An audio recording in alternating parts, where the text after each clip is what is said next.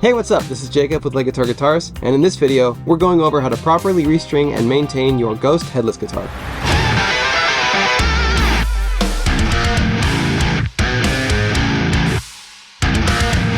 So this is going to be part one of a short series that we're doing all about maintaining your Ghost. And while Legator uses our own proprietary hardware, these tips and tricks should be helpful for any headless model that you have. So let's start with restringing the Ghost. Restringing a headless model can be a bit confusing at first, but with the right tools and practice, it's nothing too complicated. So to restring a Ghost, you're going to need, of course, a new set of strings, a set of string clippers, and an Allen wrench, sized right here, inches and millimeters for, imperial, metric system, whatever floats your boat. Optionally, it'll be a good idea to have a set of pliers nearby, especially if you use thicker strings, but we'll get to that in a little bit. So to start, we're going to take our Allen wrench and loosen these top screws on the locking nut to remove our strings.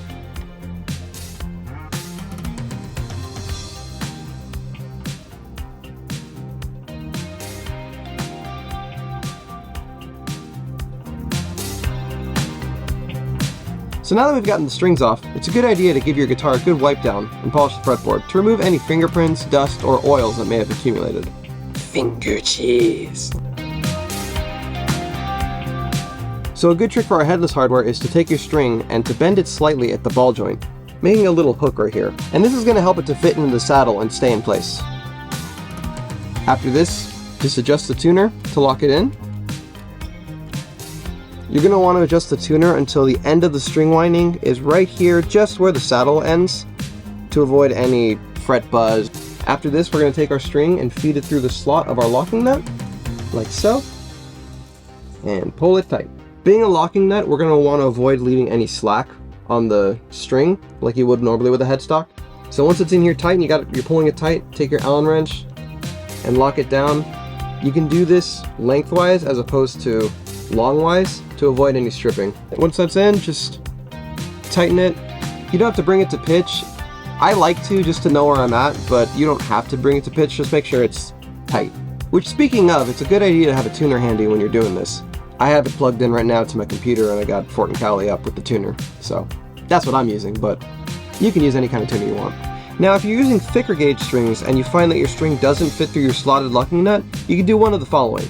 First option is to take that pair of pliers that I mentioned earlier, and we're going to take the pliers and go to the end of the string and grab this little piece right here, just a little piece of winding at the end, and just pull it until you start unwinding the string.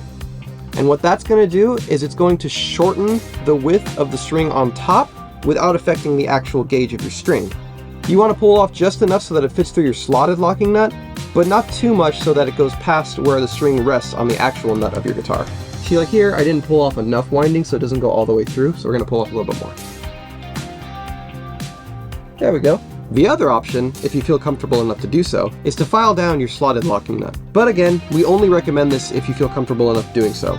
Otherwise, take it to a professional and have them do it. So one thing to note when you're doing this is to make sure that when you put your string in, that it actually does catch onto the ball caddy on the inside. Because you kind of just put it in there and it feels like, yeah, that's close enough. It'll just pop right out. And then it won't properly tighten. So just make sure you get it in there securely. It takes a little bit of practice, but once you do it enough times, it gets easier with repetition. So this is something I like to do because I'm paranoid.